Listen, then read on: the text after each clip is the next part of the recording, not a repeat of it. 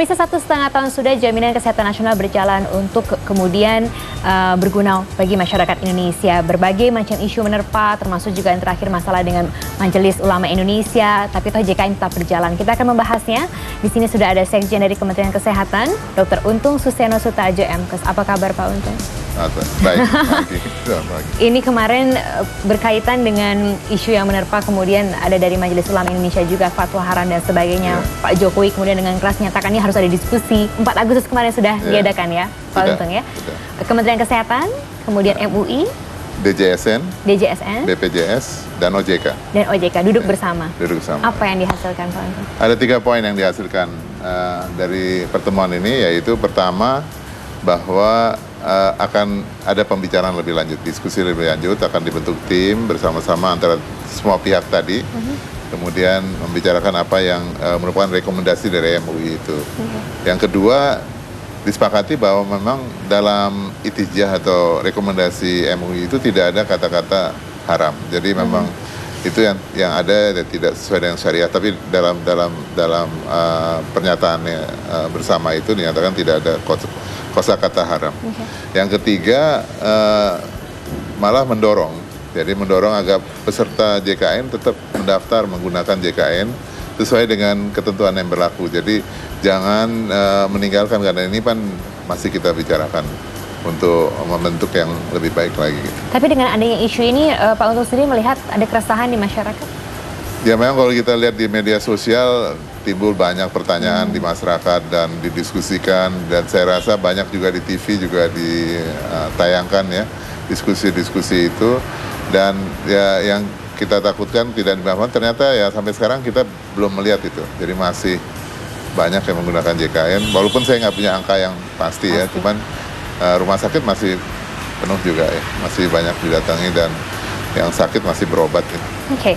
Pak Untung, sebetulnya kalau kemudian masyarakat bisa lebih mengetahui lagi isunya dengan MUI ini, sebetulnya titik poinnya di mana sih Pak Untung? Ya, ini dikaitkan dengan manajemen syariah. Saya nggak begitu paham, saya bukan ahlinya ya. Cuman dengan nanti dibicarakan bersama-sama, saya rasa kita akan saling mengetahui, dilihat berkaitannya dengan denda, kemudian bagaimana perjanjian antara peserta dengan para pengelola BPJS itu segala. Seperti itu yang disampaikan sih. Tapi kalau dilihat memang pelaksanaannya memang sudah seperti itu ya, memang ya, misalnya dendanya tidak digunakan untuk keuntungan. Jadi kan BPJS itu benar-benar nirlaba gitu, tidak mengambil keuntungan. Kalau ada kelebihan dari pengelolaannya itu akan digunakan untuk peserta, bukan untuk dia berikan kepada negara atau apa. Ada isu yang menyatakan bahwa ini cara negara mengumpulkan uang atau apa, bukan itu ya. Karena memang ada dendanya ya Pak ketika ada keterlambatan. Kalau tidak, ya keterlambatan itu ada peraturan dari BPJS-nya ya. Jadi sebetulnya bagaimana sih Pak tentang keterlambatan ini? Ya kalau mestinya kan kita gini, kalau kita sudah ikut dalam menjadi peserta, itu harus tiap bulan kita bayar preminya. Mau 3 bulanan atau apa itu mesti ada ya. Nah kalau tidak, dan dasarnya kita membiayai itu kan yang sistem gotong royong itu ya. Jadi biaya walaupun kita nggak sakit itu kita membayar, itu akan mensubsidi yang sakit gitu. Kalau nggak ya nggak terjadi dong gotong royong itu ya. Jadi itu sebetulnya yang dijaga. Jadi prinsip-prinsip itu yang dilaksanakan ya. Pak Untung, setelah tanggal 4 ini, kemudian tadi Bapak katakan bahwa nanti juga akan kembali duduk bersama. Ini dalam waktu kurun berapa lama lagi? Saya rasa nggak dalam waktu jangka panjang ini ya. Saya rasa mungkin sekarang, karena ini kan yang ngambil inisiatif untuk, yang ditugaskan lah, tugaskan untuk berdiskusi itu, melakukan diskusi ini adalah OJK. Jadi kita sedang menunggu, mungkin dalam waktu berapa hari ini pasti ada undangan dari OJK yang mengundang semua pihak untuk membicarakan hal ini bersama-sama. Tapi pada prinsipnya adalah bisa kita lihat sebetulnya tanggal 4 kemarin berjalan dengan baik. Ya alhamdulillah ya, semua pihak bisa sepakat gitu ya. Dengan 3 poin itu menurut saya udah luar biasa. Oke.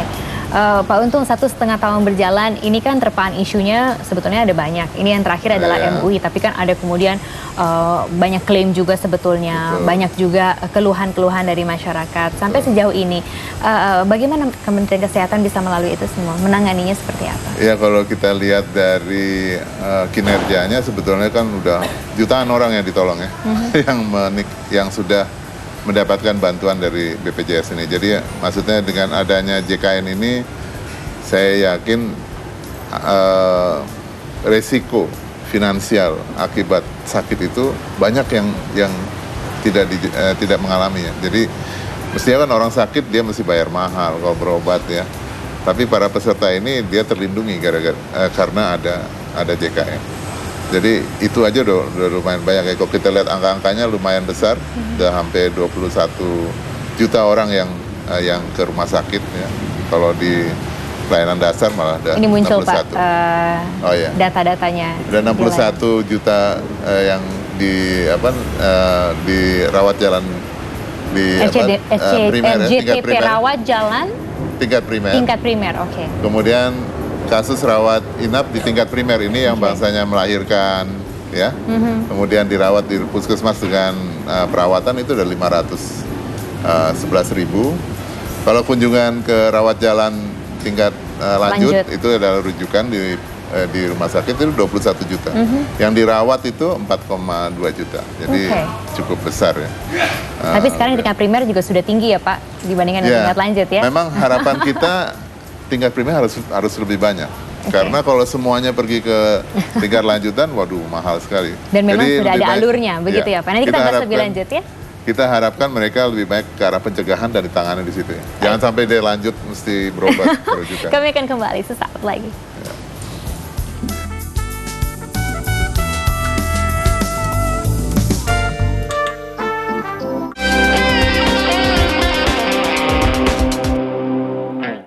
Didukung oleh ketika didiagnosa kanker, saya tidak menyerah. Saya yakin pasti ada harapan. Sebagai pasien, harus cerdas. Saya ikut jaminan kesehatan. Biaya pengobatan, rawat jalan dan rawat inap, semua dijamin. Mulai dari puskesmas hingga rujukan pelayanan kesehatan di rumah sakit. Dari konsultasi dokter spesialis, laboratorium, dan pemeriksaan penunjang. Obat yang dibutuhkan pun tersedia dan pastinya tindakan medis lebih lanjut dan tuntas. Kalau mesti antri ya wajar lah, yang sakit kan banyak, sabar. Iya, saya ikut JKN, Jaminan Kesehatan Nasional.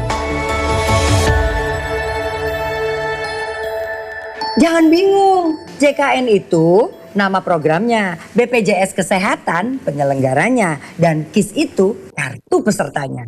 Produksi dalam negeri harus kita dukung. Pipa, PVC, Maspion, kuat dan tidak bocor. Cintailah produk Indonesia. Interoperabilitas, apa sebetulnya ini? Suatu operasi bersama yang mensinergikan kemampuan tempur dari masing-masing matra. Operasi bersama rasanya perlu adanya suatu kekhususan, spesifikasi dari masing-masing satuan tersebut. Kalau kita hanya Polri sendiri yang melaksanakan tugas tidak akan maksimal, apa salahnya kalau bisa bersinergi akan lebih baik. Catatan Kompolnas dalam White Shot, Selasa 11 Agustus jam 2 siang dipersembahkan oleh dalam situasi yang sulit seperti ini, pemimpinnya harus hadir. Founding Fathers kita sudah meletakkan sebuah dasar negara yang sebetulnya sangat kuat, yaitu Pancasila. Rela menyerahkan kepemimpinan kepada generasi penerus. Yang mewarnai dunia bukan jumlah kekayaannya, tapi kualitas manusianya. Haknya rakyat dibajak dari sekelompok politisi. Saya Najwa Shihab, tuan rumah Mata Najwa. Setiap Rabu jam 8 malam. Kini 360 hadir setiap Sabtu jam 9 malam.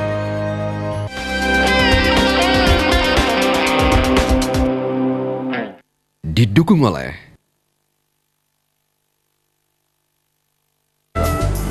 target 185. Pemirsa, dari target untuk tahun 2015 ini sekitar 160-an yang sudah mendaftar untuk jaminan kesehatan nasional adalah 145.403 juta jiwa. Ini berarti jumlahnya bisa dikatakan hampir mencapai target ya, Pak Untung? Iya, insya Allah bisa. Berarti animonya sebetulnya masyarakat tinggi dan juga ingin menjadi peserta. Tapi banyak banget loh Pak yang mengeluhkan masalah antrian, itu sudah pasti. Banyak sekali yang harus mengantri. Kemudian juga siklus rujukannya, antara masih bingung atau malah nggak tahu sama sekali. Ini kan menjadi penting Pak. Iya. Jadi memang dengan adanya JKN ini banyak yang berubah mindsetnya ya. Dulu langsung ke rumah sakit, sekarang harus lewat puskesmas atau fasilitas kesehatan tingkat primer. Dulu pembayarannya modelnya fee for service, sekarang tidak. Memang banyak berubah, jadi perubahan ini pasti ada yang tidak puas kalau ada perubahan. Saya dulu dekat, sekarang jadi jauh, itu pasti.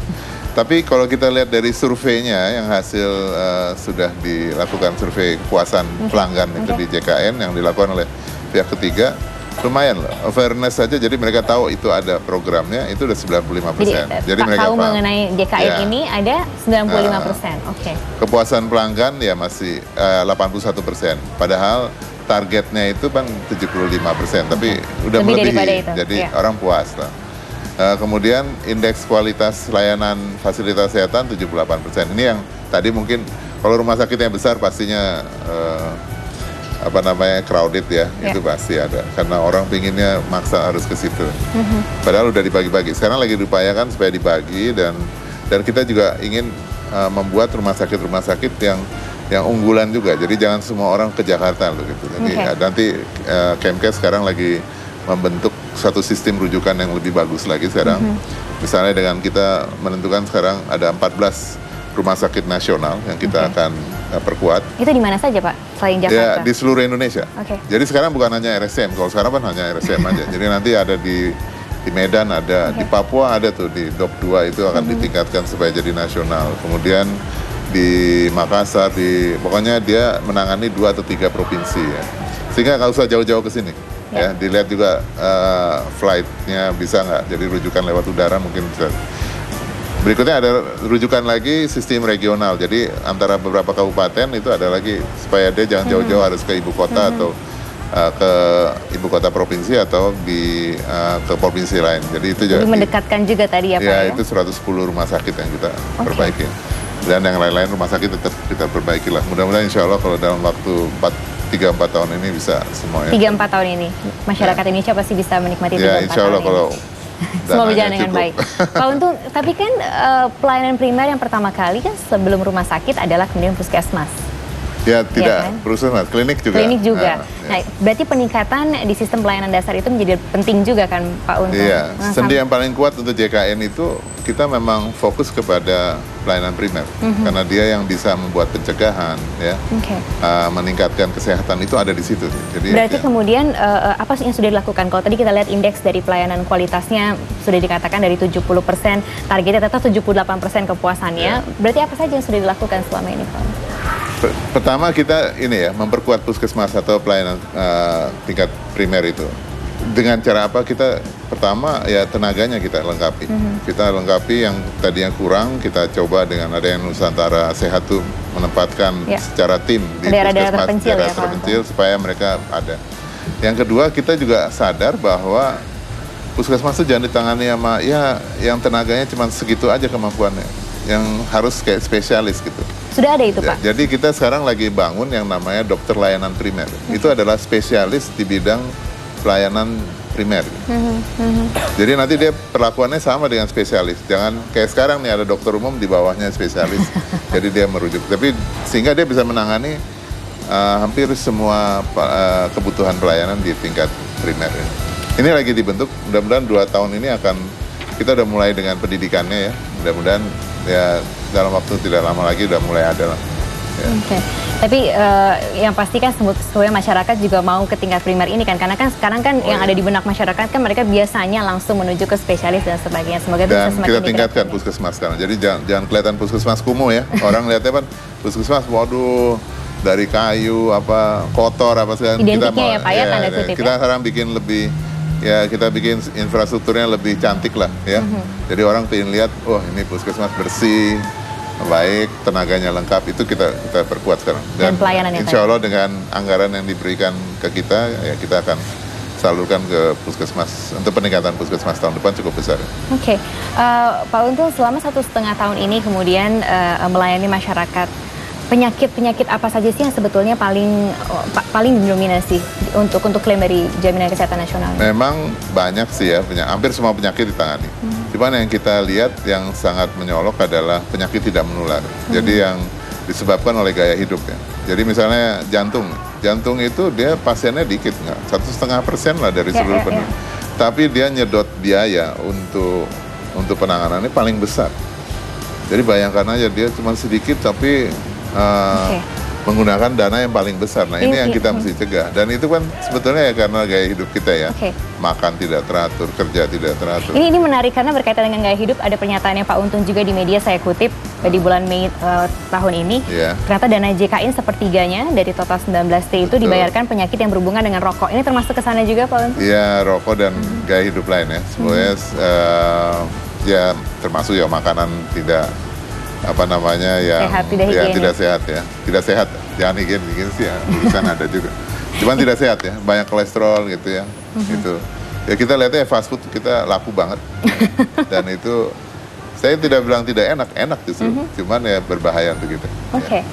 Tapi berkaitan dengan klaim yang harus dibayarkan? Ya memang ternyata banyak kan kalau kita lihat uangnya terbanyak kan keluar untuk itu. Jadi sepertiga itu keluar dari orang yang cuma 8% gitu loh. Jadi dari 8% peserta yang menderita penyakit itu, dia memerlukan biaya sepertiganya, bayangin. Dia makan uangnya besar sekali. Tapi berarti kalau dilihat seperti ini, Kementerian Kesehatan bisa juga mengadakan ini juga ya, pencegahan juga di sana ya. Jadi intervensinya memang kita lihat, apa sih penyebabnya sakit jantung paling banyak apa? Ya, itu kencing manis atau hipertensi. Nah hipertensi ini kita bisa cegah sih. Jadi misalnya kita tahu siapa yang tekanan darahnya tinggi, kita kasih obat supaya dia turun, sehingga tidak terjadi dia sakit jantung dan lain-lain. Jadi bisa dicegah itu sebetulnya. Baik dengan melalui obat atau dengan cara hidup yang baik ya. Tentunya yang kita harapkan kan orang olahraga, makan yang sehat itu. Cuman itu kan susah sekali. Ya. Kenapa susahnya Pak Untung? Melalui puskesmas ataupun juga ini tidak bisa kemudian mengajak masyarakat intervensinya? Ya ada sih klub sehat gitu ya tapi kan orang memang sekarang kan orang senang kerja ya, jadi ya susah juga gitu. Nanti habis sudah kerja weekend mereka dugem atau apa yang ya malah berbahaya tuh, alkohol apa segala itu bahaya. Jadi malah membahayakan kesehatan. Karena saya berpikirnya kalau Jaminan Kesehatan Nasional memang diberlakukan, selain kita juga mencegah penyakit, tapi kita juga bisa bergaya hidup sehat gitu. Harus gaya hidup sehat, masih tetap itu. Jadi makanya itu Kementerian Kesehatan itu tugasnya untuk menjaga itu. Kalau BPJS itu kan dia mengelola JKN untuk supaya semua klaim terbayar. Tapi kalau kita tuh berusaha untuk menjaga supaya orang tetap sehat lah, jangan sakit lah ya. Sedang olahraga ke kantor naik sepeda apa segala itu yang kita usahakan. Tapi selama 1,5 tahun ini yang kemudian Pak Untung sendiri mencermati, sebetulnya letak krusialnya di mana sih Pak Untung?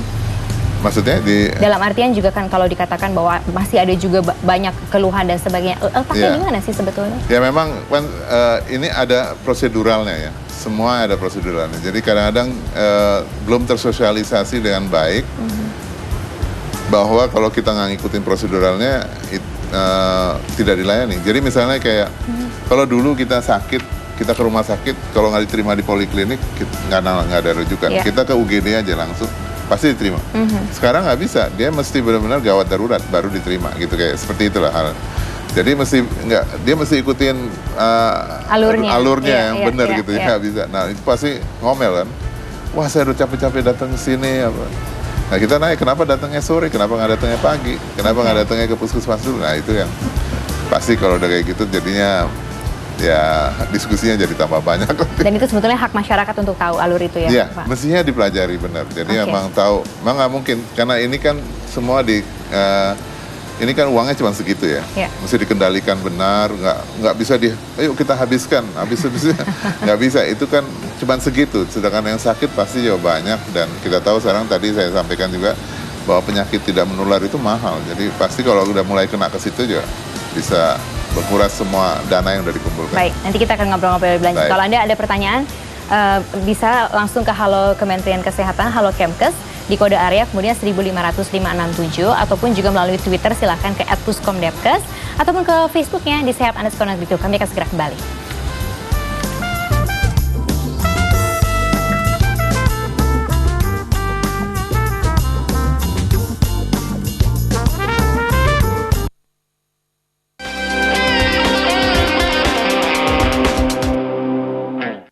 Didukung oleh Ketika didiagnosa kanker, saya tidak menyerah. Saya yakin pasti ada harapan. Sebagai pasien, harus cerdas. Saya ikut jaminan kesehatan. Biaya pengobatan, rawat jalan dan rawat inap, semua dijamin. Mulai dari puskesmas hingga rujukan pelayanan kesehatan di rumah sakit. Dari konsultasi dokter spesialis, laboratorium, dan pemeriksaan penunjang. Obat yang dibutuhkan pun tersedia, dan pastinya tindakan medis lebih lanjut dan tuntas.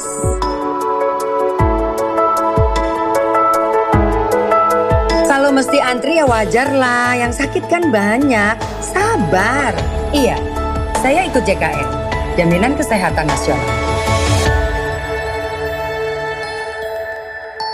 Jadilah pasien yang cerdas, ikut JKN, dan jangan lupa bayar iuran.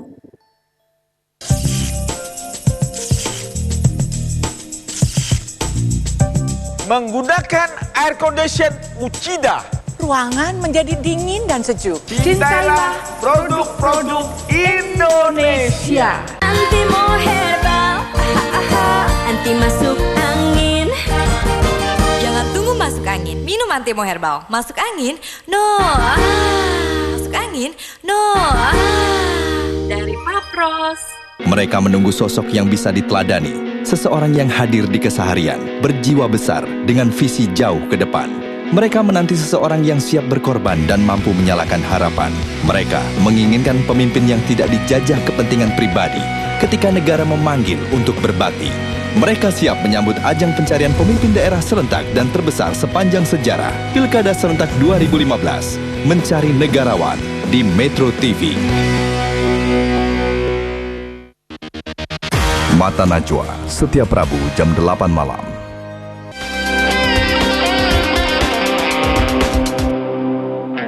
Didukung oleh Belum kan? Pemirsa, bagi iuran dari Jaminan Kesehatan Nasional ada beberapa klasifikasi, tapi bagi Anda para penerima bantuan iuran tentu jaminannya dibayarkan langsung semuanya oleh pemerintah. Yeah. Kemudian ada juga Rp25.500, ini buat Anda yang bekerja ini di ruang perawatan kelas 3, kemudian kelas 2 Rp42.500 dan kelas 1 Rp59.500. Ini wacananya akan naik, betul Pak? Yang sudah disepakati naik baru PBI ya.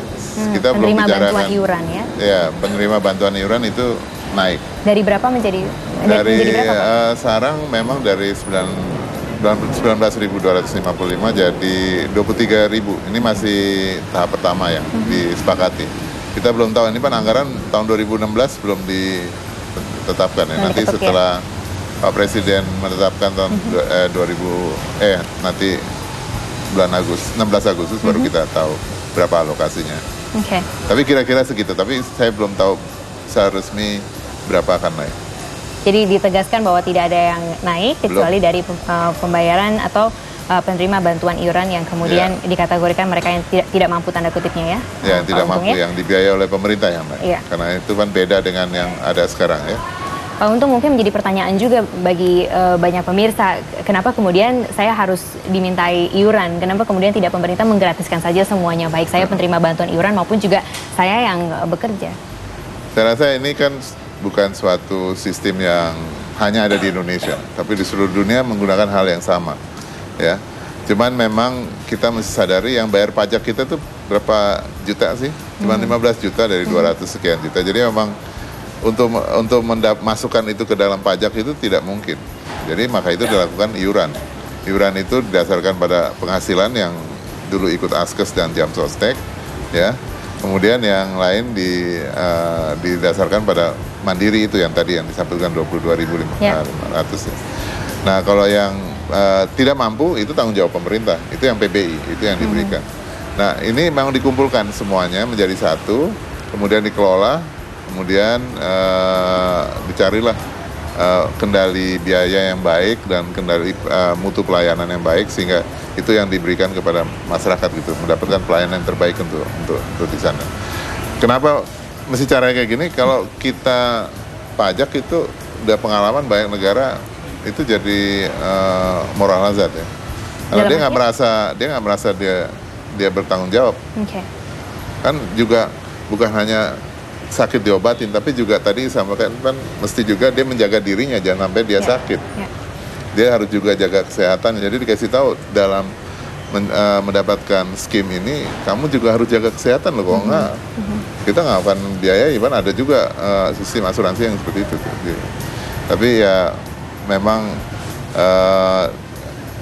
ini tadi saya sampaikan perubahan mindset ya orang. Oke, tapi ini sudah 1,5 tahun berjalan, targetnya kan 2019 ketika semua masyarakat kemudian diharapkan 2019 universal coverage seluruh penduduk ya. Bisa kemudian terlindungi.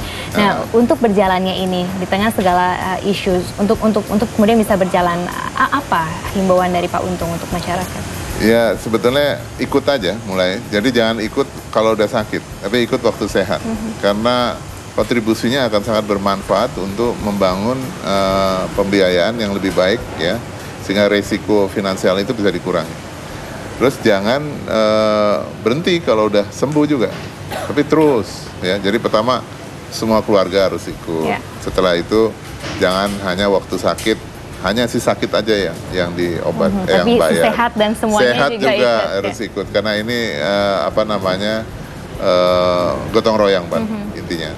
Yang ketiga ya, kalau memang Anda ragu silakan bertanya, karena ini transparan. Jadi mestinya BPJS memberikan, ini uang yang saya pakai sekian digunakan untuk itu sekian, dan boleh bertanya, saya dapatnya apa aja sih? Nah itu, jadi dia setiap peserta tuh harus mengetahui hak dia. Dia boleh bertanya, saya kalau dibiayai ini dapat apa gitu. Jangan, loh kok kelas 3 ya mintanya kelas 3. Oke. Ya, gitu ya. Baik, makasih banyak Pak Untung. Menjadi hak kita juga untuk tahu mengenai apa yang sudah kewajiban yang sudah kita bayarkan. Jadi Anda juga berhak untuk detail mengetahui jaminan kesehatan nasional yang sudah Anda ikuti maupun yang belum, silahkan juga bergabung. Yang pasti kalau Anda pertanyaan bisa langsung ke Halo Kemkes di kode area kemudian 1500567 ataupun ke Twitternya di @puskomdepkes, ataupun Anda bisa mencek ke Twitternya di sehat_negeriku. Sampai jumpa minggu depan. Salam sehat. Terima kasih ya. Terima kasih Pak.